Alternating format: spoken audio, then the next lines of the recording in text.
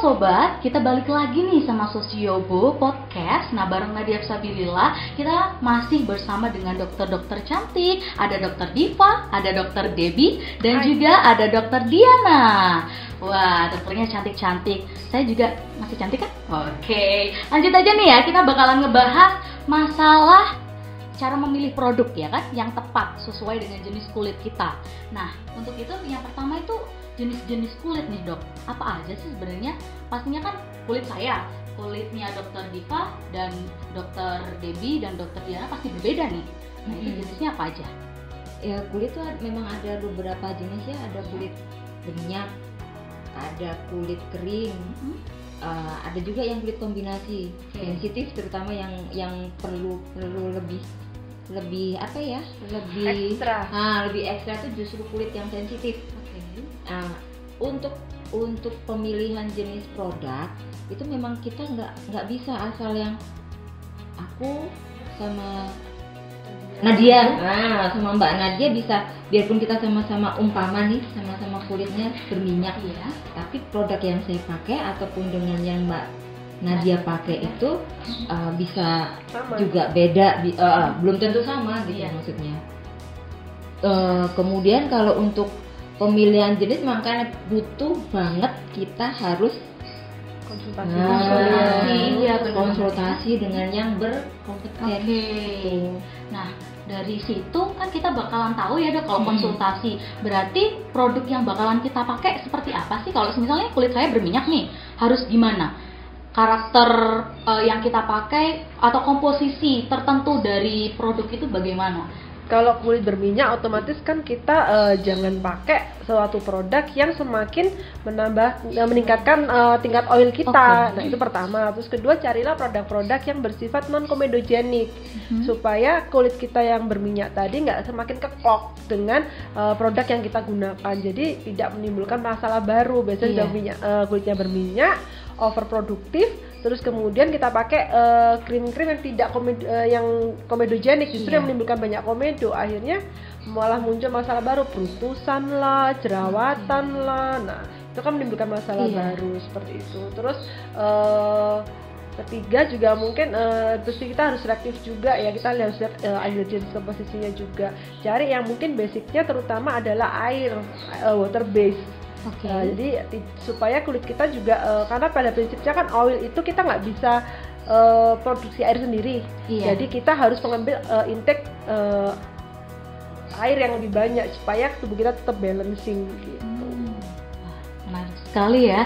Jadi untuk setelah itu gimana sih kalau semisal nih saya salah produk dok? Itu penanganannya gimana? Kalau semisal kita sudah salah produk seperti itu? Kalau untuk mengatasi salah produk, yang jelas pertama harus datang ke klinik kecantikan ya untuk berkonsultasi. Nanti setelah itu kita anamnesa dulu pasien, lalu kita cek fisik wajah pasien, baru nanti kita bisa memutuskan yang sesuai dengan kondisi keadaan wajah pasien tersebut. Iya. Nah, beberapa nih pengalaman saya sendiri dan juga teman-teman kita saling sharing mengenai kecantikan. Nah, itu saya sendiri pernah ganti produk gitu beberapa kali. Saya takut buat konsultasi ke dokter waktu itu. Jadi ya udah ganti produk aja. Tapi akhirnya ketika saya cocok, terus saya berhenti, breakout. Nah, itu penyebabnya apa sebenarnya? Nah, itu dia ya. Biasanya karena produk yang dipakai itu sering produk tetangga. Ya. Tetangga temennya pakai bagus, aku mau coba. Coba. Sekalinya bagus hanya beberapa saat aja. Begitu agak long term pakainya pasti timbul masalah ya. Masalahnya nggak tahu, lebih beruntusan, kulit lebih kusam. Nah, itu berarti intinya kita harus lebih tahu isi produk itu apa. Dan kalau bisa ya mulai cerdas, mulai bijak dalam mengaplikasi produk kita. Jangan yang produk tetangga ya. Jadi harus ada tempat kita untuk apa ya, lebih cerita TikTok lah dengan yang berkompeten, jadi lebih enak. Kita masalahnya di mana, apa penyebabnya, karena produk-produk itu kan pasti ada apa ingredient ya, itu yang bisa terutama bahan aktif kali ya. Ya itu.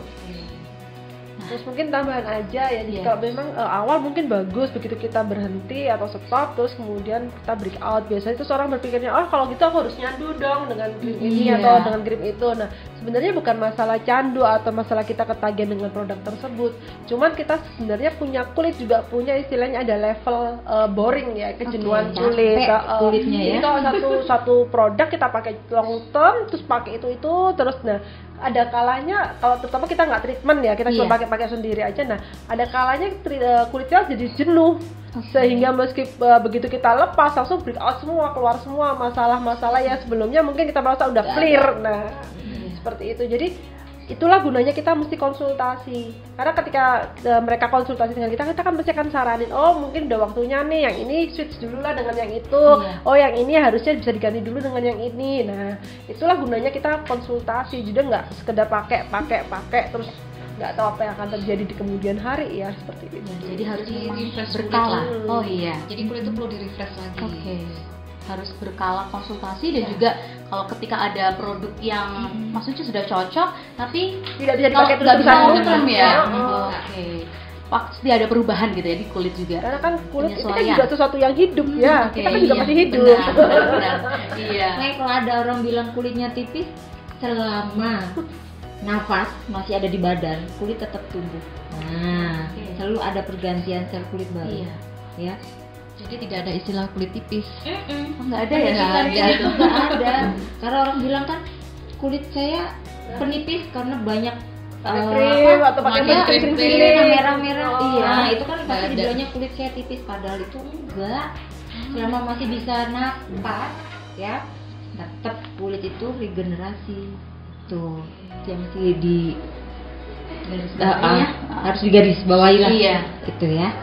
Wah, keren banget. Jadi teman-teman, saya sendiri juga baru tahu kalau ternyata produk kecantikan itu yang nggak selalu kita cocok lalu bisa dipakai long term karena harus konsultasi secara berkala. Nah, jadi kesimpulannya kita harus hati-hati untuk memilih produk kecantikan yang sesuai dengan jenis atau karakter kulit kita. Nah, untuk makanya selanjutnya, di segmen selanjutnya nih ya, kita bakalan ngebahas masalah macam-macam treatment wajah dan manfaatnya.